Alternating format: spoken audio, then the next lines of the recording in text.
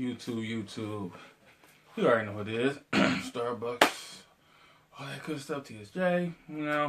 I'm actually on vacation.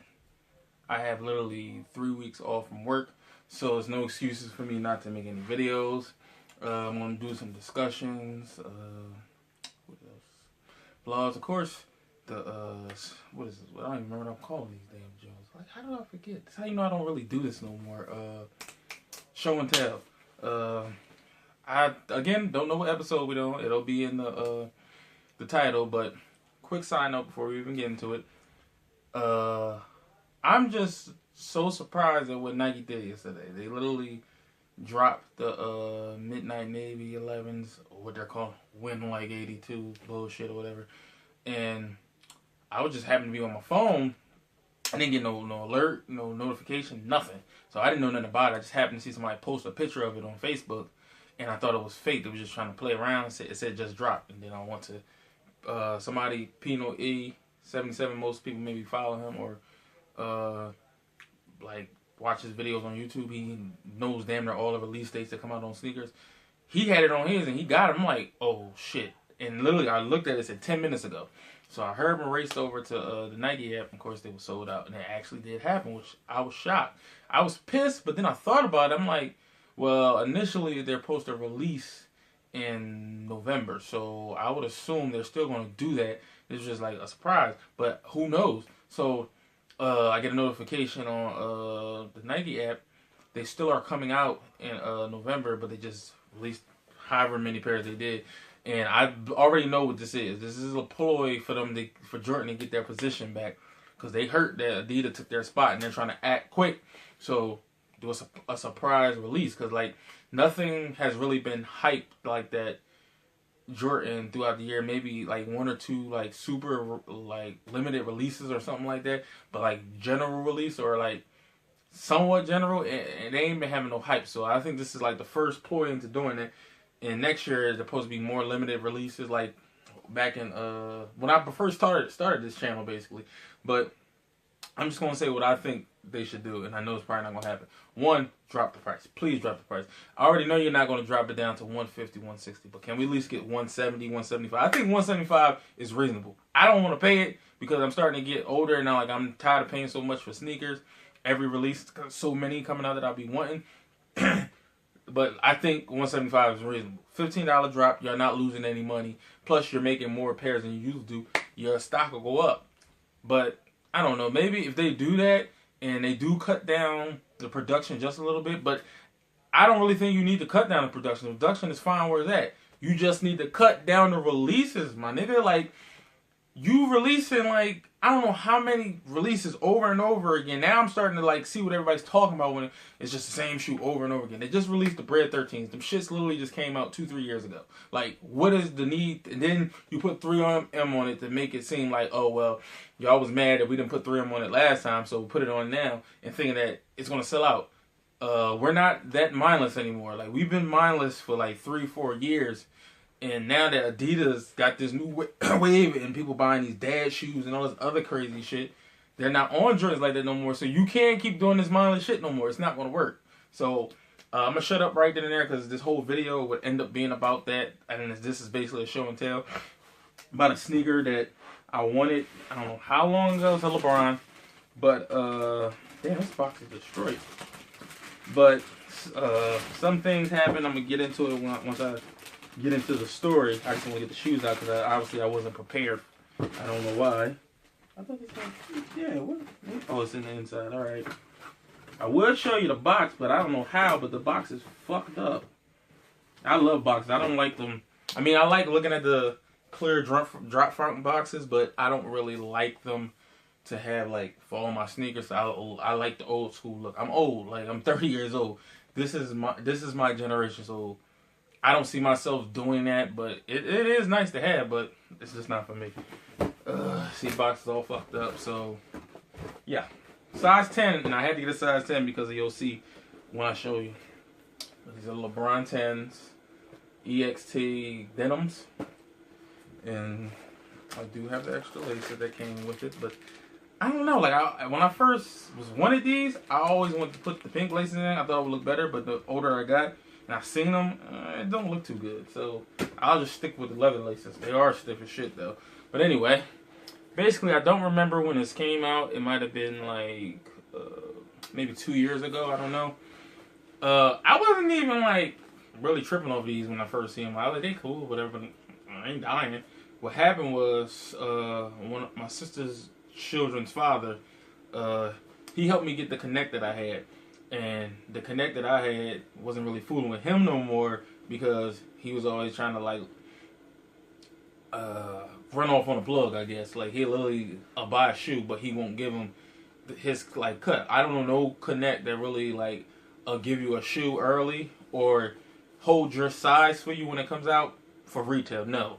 You have to give him that tax on the top, period. And I was giving the dude so much tax and like buying him gifts here and there, offering to take him out, give him lunch or whatever, so we can stay in good graces. Whenever I need a shoe that's super exclusive, he'll go all out and do whatever he got to do for me to get that shoe because he know I'm gonna take care of him.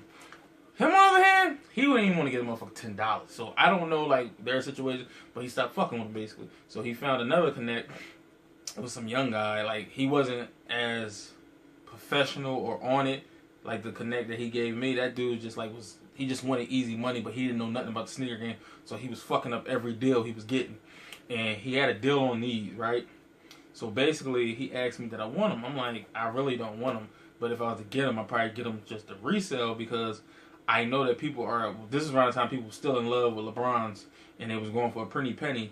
And a lot of people was hype on these because everybody wanted the PE. The black denim with the red, which LeBron wore in one of his games. So I started looking at the shoe, but the more and more I started looking at the shoe and seeing them on feet, I started liking them myself.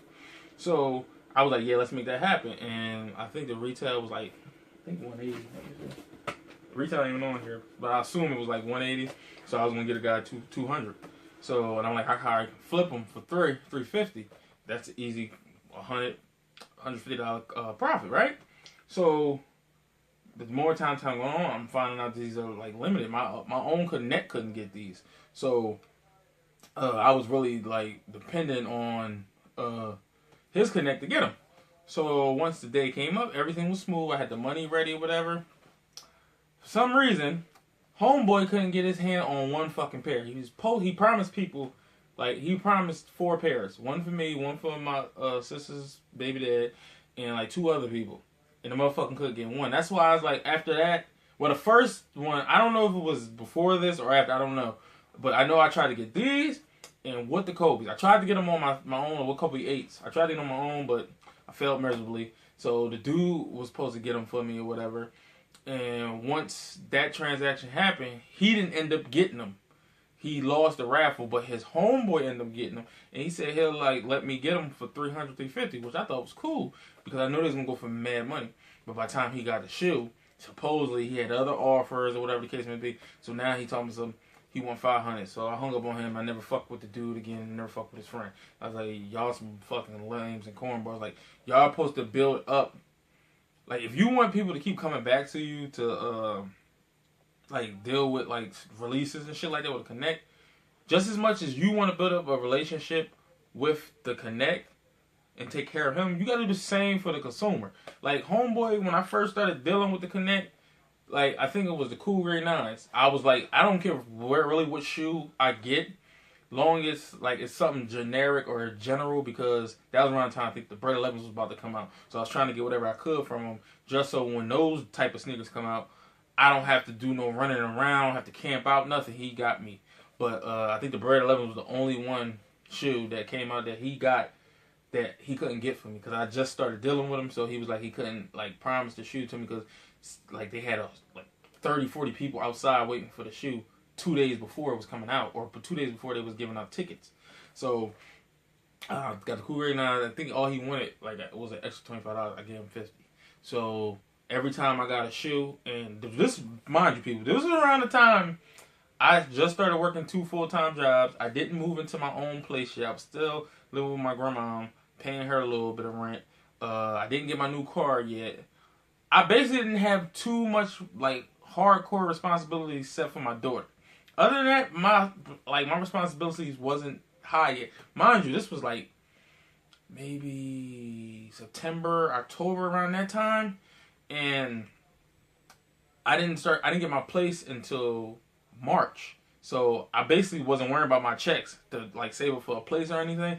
I already knew once I get my income tax, I was going to use the whole income tax for a car and for my place. So basically, all the checks I was getting was basically for me. Broke my grandma off her money, took care of my daughter, gave her baby mom a couple dollars, and I still had like 3-4 checks a month. Mind you, I was getting 4 or 5 checks a month. So three to four of them motherfuckers was all for me. So I literally was just buying any sneaker. It didn't fucking matter.